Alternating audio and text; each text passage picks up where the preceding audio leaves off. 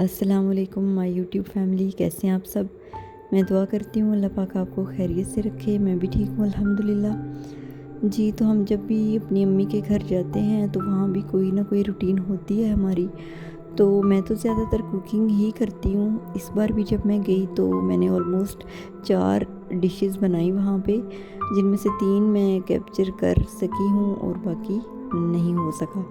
तो फर्स्ट वाली थी जी सेब का मुरब्बा, जो मैंने अपने घर में भी बनाया और उससे इम्प्रेस होके वहाँ पे भी मुझे बोला गया कि तुम बना दो।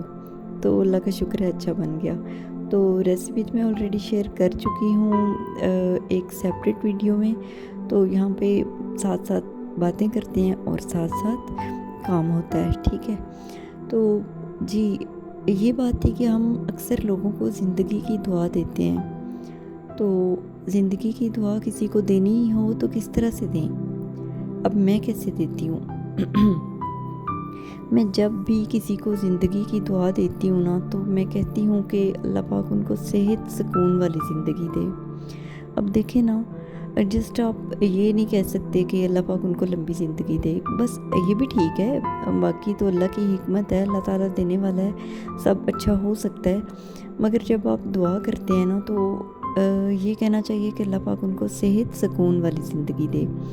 अब मैं ऐसे ही कहती हूँ, क्योंकि आपने देखा होगा कि लोगों के पास सेहत है, फिज़िकली ठीक हैं वो, उनको कोई इस तरह का कोई भी प्रॉब्लम नहीं है, मगर सुकून नहीं है। इस तरह के लाइफ में प्रॉब्लम्स हैं उनके कि उनको सुकून नहीं है। और कुछ लोग ऐसे हैं जिनको वैसे तो सुकून है, अल्लाह का शुक्र है, उनके पास सब ठीक है, मगर क्या है कि उनको कोई ना कोई ऐसी बीमारी है, उनकी सेहत ठीक नहीं है। तो जब भी किसी को दुआ दें, ऐसे दें कि अल्लाह पाक उनको सेहत सुकून वाली ज़िंदगी दे।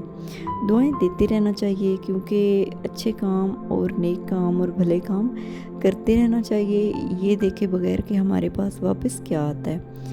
तो ये सेकंड वाली डिश थी वाइट चिकन। ये भी मैं शादी से पहले भी मैं बड़ा अच्छा बना लेती थी। तो इस बार ऑयल जो है ना, वो मुझसे थोड़ा सा कम हो गया था। तो ऑयल वैसे कम ही यूज़ करना चाहिए, क्योंकि ज़्यादा ऑयल सेहत के लिए अच्छा नहीं होता। फिर मेरी सिस्टर ने शॉपिंग करनी थी तो मैं उसके साथ गई। उसको कुछ ख़ास पसंद नहीं आया। वैसे हमने चक्कर ही लगाया एक, यहाँ पे इधर शापोश है और साथ लाइमलाइट है वहाँ पे।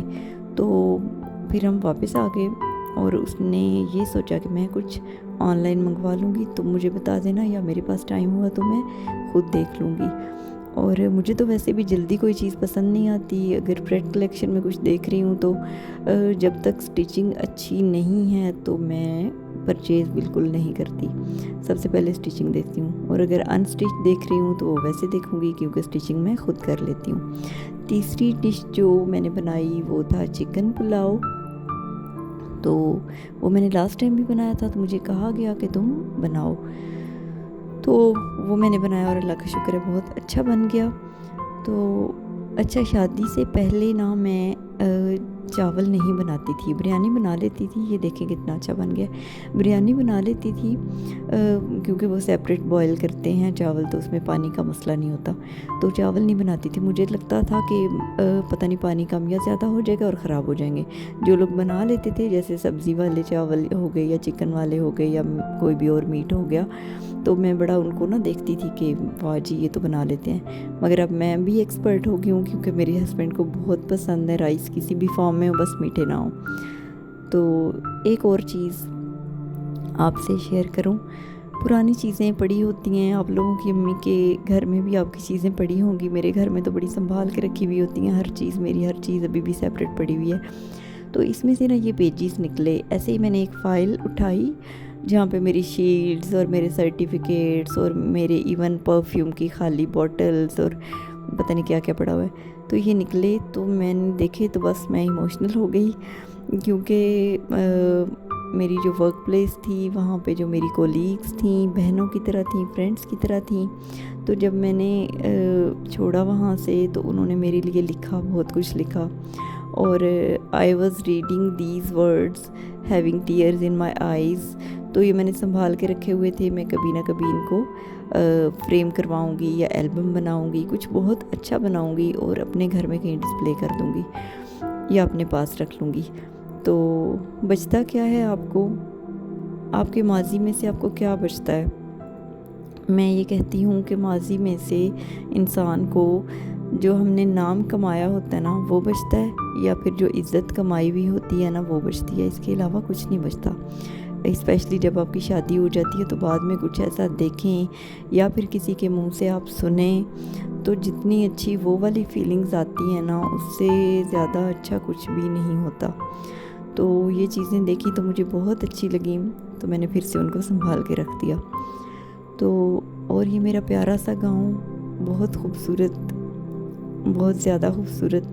जब गांव में एंटर होते हैं तो दोनों तरफ ये वाले जो केन ट्रीज़ हैं ये आते हैं, जिनको बांस के दरख्त भी कहते हैं। तो इतनी छाँव होती है, इतनी ठंड होती है वहाँ पे, मीन्स के गुज़रते हैं तो दिल करता है कि थोड़ी देर रुक जाएं।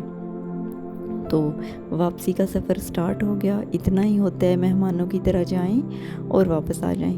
तो ये मेरा प्यारा सा गाँव है। यहाँ से फिर हम वापस आ गए। 4 दिन मैंने स्टे किया और अच्छा टाइम रहा, मगर 4 दिन भी 4 मिनट ही लगते हैं, कम लगते हैं। आपके साथ भी ऐसे ही होता होगा। तो मेन रोड पे आ चुके हैं। यहाँ से अब आधे घंटे में ऑलमोस्ट मैं अपने घर पहुँचने वाली हूँ। बाकी ये कि कुछ बातें होती हैं जो शेयर कर ली जाती हैं। बाकी ये कि दुआओं में याद रखिएगा, अपना ढेर सारा ख्याल रखिएगा। खुदा हाफिज़।